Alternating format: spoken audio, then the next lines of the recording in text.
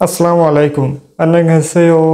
আজকে আমরা শিখব কোরিয়ান ভাষার বাচ্চিমের রুলস। প্রথমেই আমাদের জানতে হবে বাচ্চিম কি।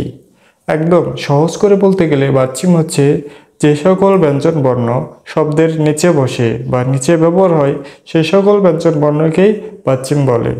আমি আবার বলতেছি আপনাদের বোঝার সাথে, যে সকল ব্যঞ্জন বর্ণ শব্দের নিচে ব্যবহার হয় সে সকল ব্যঞ্জন বর্ণকেই বাচ্চিম বলে।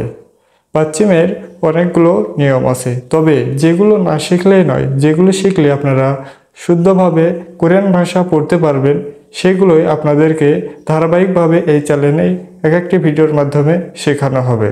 আমাদের চ্যানেলের ভিডিও যদি আপনাদের ভালো লেগে থাকে অবশ্যই চ্যানেলটি সাবস্ক্রাইব করে বেল বাটনটি অন করে রাখুন পরবর্তী ভিডিও সবার আগেই পাওয়ার জন্য।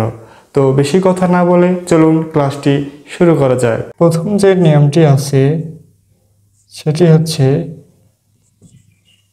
বাচ্চিমের পরে যদি ইয়ং থাকে তাহলে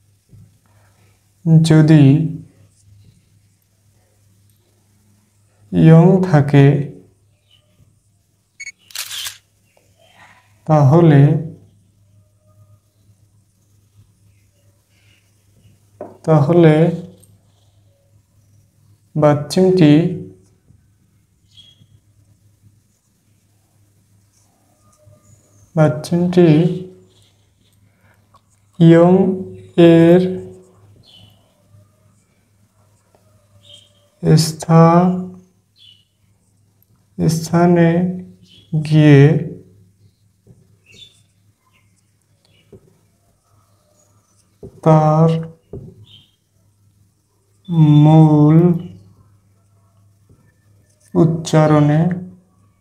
গিয়ে তার মূল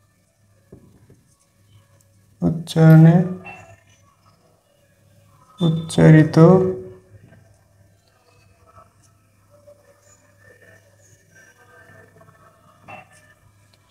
হবে।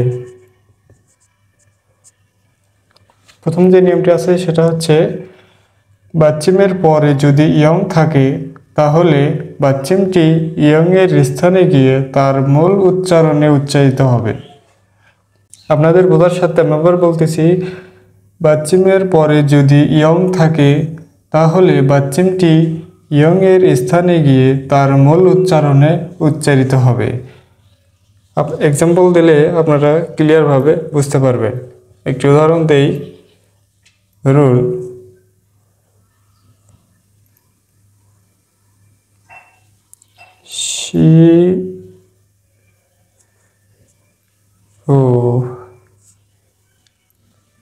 এটা কি হবে এর উচ্চারণ?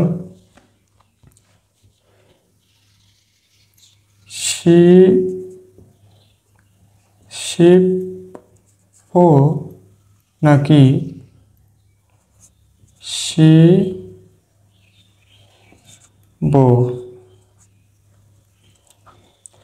আচ্ছা, এখন এটাকে আপনাদেরকে বলি, আপনারা একটু ভালো করে খেয়াল করে দেখুন। আচ্ছা, এটার উচ্চারণ শিবও হবে না শিবও হবে?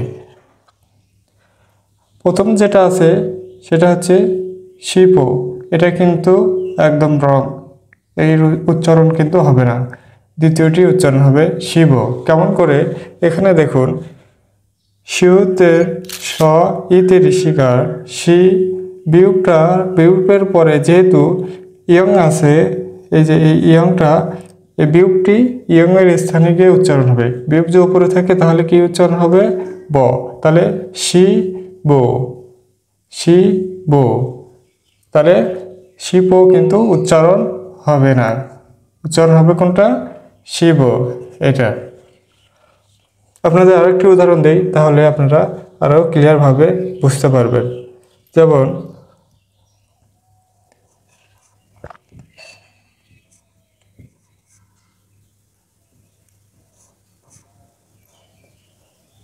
জিগপ,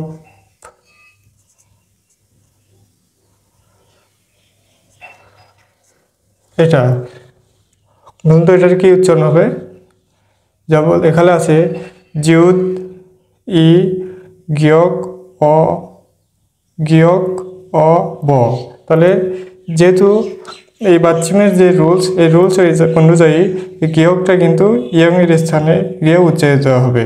গৃহক নিচে থাকলে হয় ক, উপরে যেহেতু উঠে যাবে সেখানে আমরা ক উচ্চারণ করব। যেমন ঝিগপ, ঝিগপ, ঝিগপ।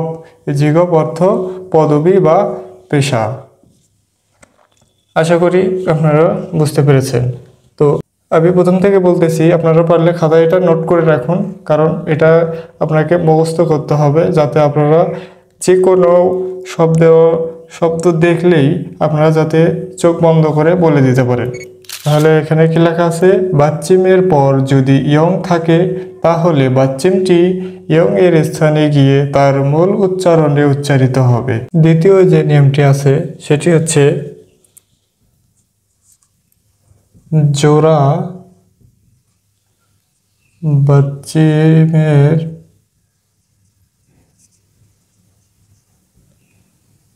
পরে যদি ইয়ং থাকে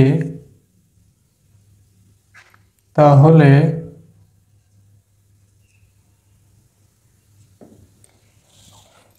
জোড়া বাচ্চিমের পরে যদি ইয়ং থাকে তাহলে একক বাচ্চিম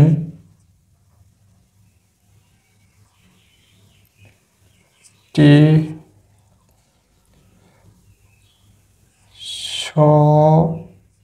স্থানে উচ্চারিত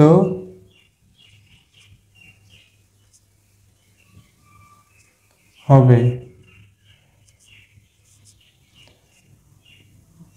এবং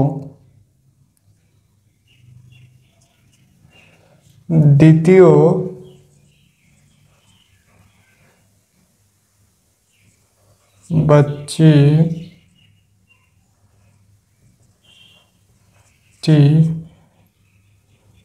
বাচ্চিমটি ইয়ং এর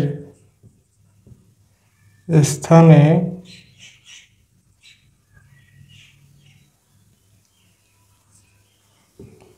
গিয়ে তার মূল উচ্চারণে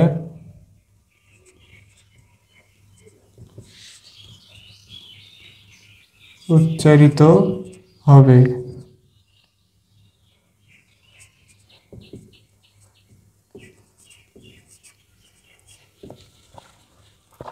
আমি আবার প্রথম থেকে বলতেছি, জোড়া বাচ্চিমের পরে যদি ইয়ং থাকে তাহলে একম বাচ্চিমটি স্বস্থানে উচ্চারিত হবে এবং দ্বিতীয় বাচ্চিমটি ইয়ং এর স্থানে গিয়ে তার মূল উচ্চারণে উচ্চারিত হবে। আপনাদের বোঝার সাথে আমি আবার বলতেছি, জোড়া বাচ্চিমের পর যদি ইয়ং থাকে তাহলে একম বাচ্চিমটি স্বস্থানে উচ্চারিত হবে এবং দ্বিতীয় বাচ্চিমটি ইয়ং এর স্থানে গিয়ে তার মূল উচ্চারণে উচ্চারিত হবে। আপনাদের উদাহরণ দিলে আরও ক্লিয়ারভাবে বুঝতে পারবেন। তাহলে আমি লিখলাম এখানে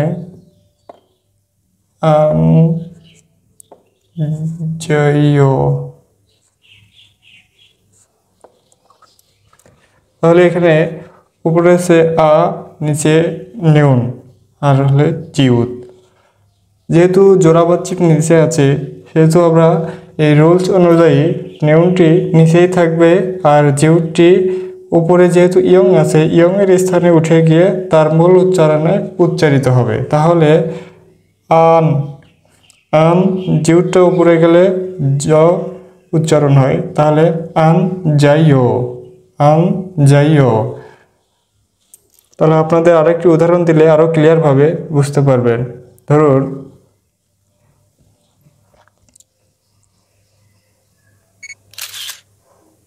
ইল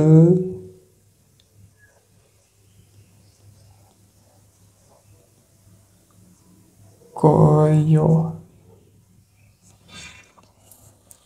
এখানে যেহেতু নিচে বাচ্চিম হিসেবে জোড়া আছে তাহলে প্রথমটি তার স্বস্থানে উচ্চারিত হবে। আমি আবার বলতেছি, এই যে উল্টা নিচে উচ্চারিত হবে আর এই গিয়কটা ওপরে উঠে গিয়ে তারপর উচ্চারণে উচ্চারিত হবে। তাহলে এর উচ্চারণটা হচ্ছে কি ইল গয়, ইল গয়, ইল গয়। যে দুটি নিয়ম শেখানো হলো আশা করি সুন্দরভাবে বুঝতে পেরেছে। আর পরবর্তী ক্লাসে আরও যে সকল বাচ্চিমের নিয়ম আছে সেগুলো ধারাবাহিকভাবে আপনাদের শেখানো হবে। আপনাদের কাছে ছোট্ট একটু অনুরোধ করি, যদি আমাদের ভিডিওটি ভালো লাগে অবশ্যই চ্যানেলটি সাবস্ক্রাইব করবেন এবং পরবর্তী ভিডিও সবার আগে পাওয়ার জন্য। আজকের মতো আমি বিদায় নিচ্ছি। আসসালামু আলাইকুম।